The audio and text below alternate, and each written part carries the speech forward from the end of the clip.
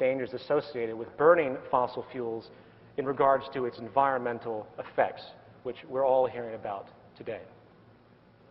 As an aside, it is not at all irrational or hasty to consider that the peak oil issue just might have something to do with the fact that the United States, which consumes 25% of the world's energy while having only 5% of the population, has the largest permanent military bases in history situated in the Middle East with no evidence whatsoever of ever leaving this region.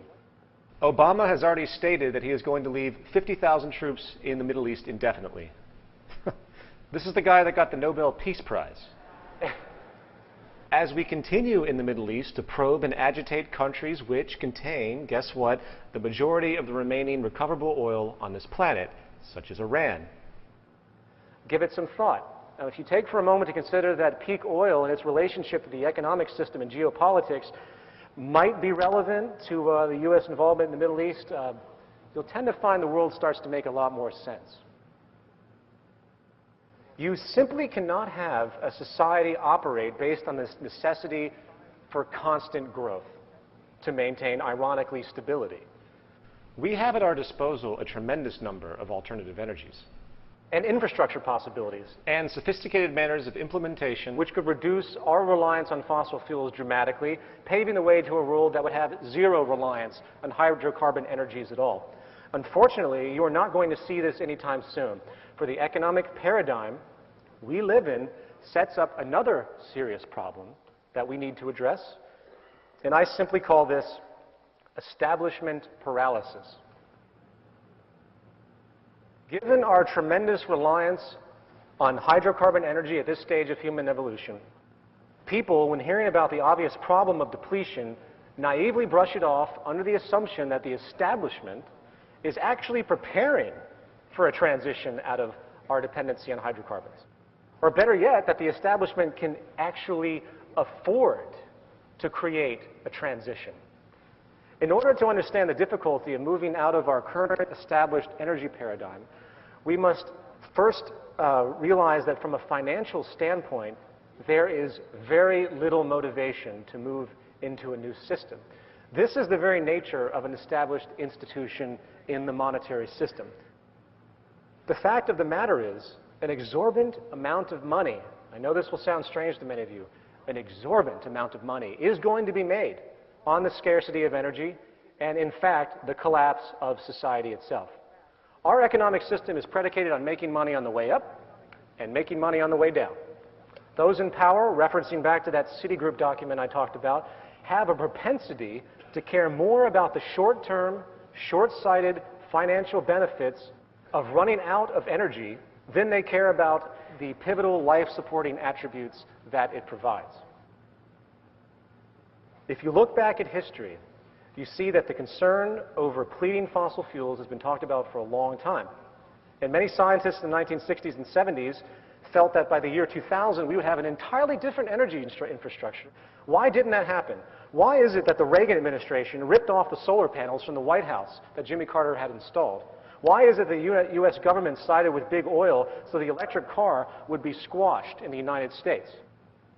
The answer, of course, is that our profit-based system sets up a natural defensive propensity to stop anything if those changes find the prior establishment to be obsolete.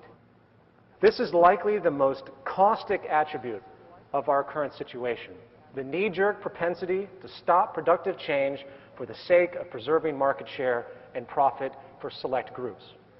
Think about it. If you start a company, you hire employees, you generate income. What have you done? You've created an institution which yourself and your coworkers rely on for their income and hence survival. Therefore, you will do what you need to protect yourself and your life-sustaining company. It is providing for your standard of living. In other words, there is a built-in short-sightedness. And this survival element, which is only operational in our current profit-oriented system, is what is stopping needed change from coming to pass.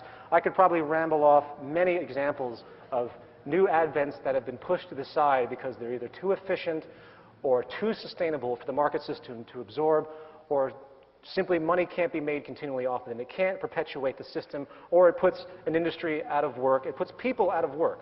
There is a human element to this. So there's a natural need, a natural attribute, excuse me, where people say, well, okay, this is probably better for society, but I need to make money now. I can't think about the transition, so let's just push this aside for now. That's what's happening over and over and over and over again. It's not that they're bad people or anything like that. This is what the system has created. Simultaneously, let's remember that the market system requires constant problems. In order for the public interest in consumption to be maintained, problems and cultural influence is required. The more problems there are, the better the economy, generally speaking. In this system, it is inherently good for cars to break down. It is good for people to get cancer. It is good for computers to become quickly obsolete. Why? More money. To put it into a sentence, change, abundance, sustainability, and efficiency are the enemies of the profit structure. Progressive advancements in science and technology, which can resolve problems of inefficiency and scarcity once and for all, are, in effect, making the prior establishment's servicing of those problems obsolete. Therefore, in a monetary system, corporations are not just in competition with other corporations. They are actually in competition with progress itself.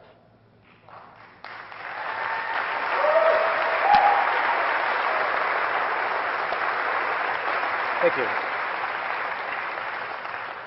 And again, this is why it's so difficult to have any form of change in a monetary system. You simply cannot have a social convention where money is made off of inefficiency and scarcity and misery and expect a quick incorporation of new advents that can relieve these problems. Okay, with that understood, let's get back to the energy problem.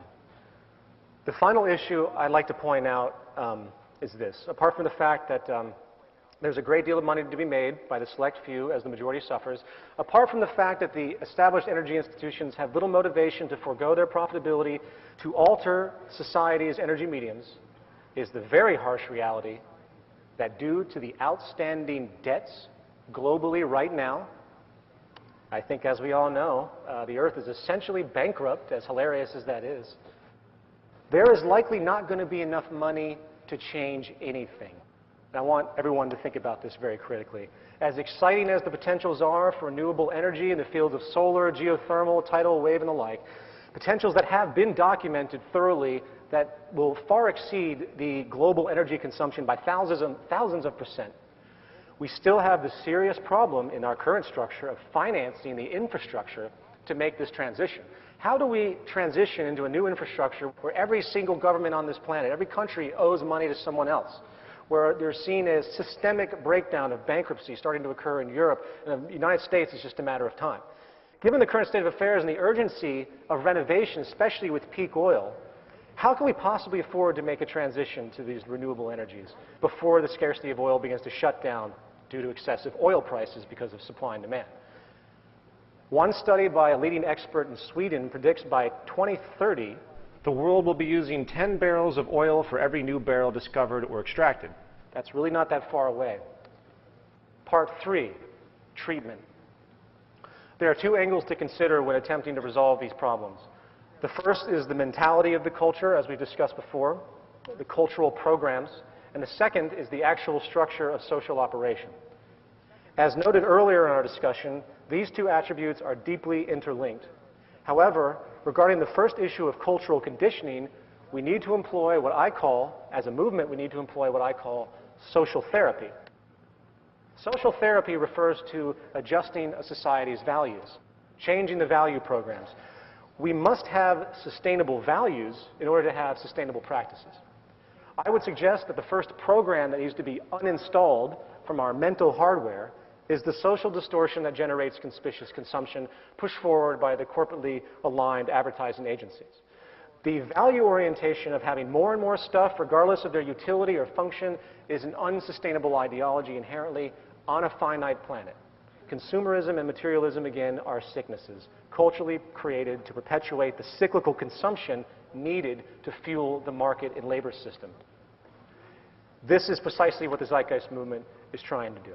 We can't do anything until people understand the need for this direction, which is why why we're here right now, which is why this is being webcast, which is why those involved in the movement are diligently working, not to create infrastructure yet, but to try to get these values out there. We will address the movement directives in the second half of the program. Beyond that, as far as the actual structure of society, I'm afraid we require nothing less than a complete and total revision. And this is where the Venus Project again comes in. I'm going to run down 5 of what I consider to be the central attributes required to move into a resource-based economy.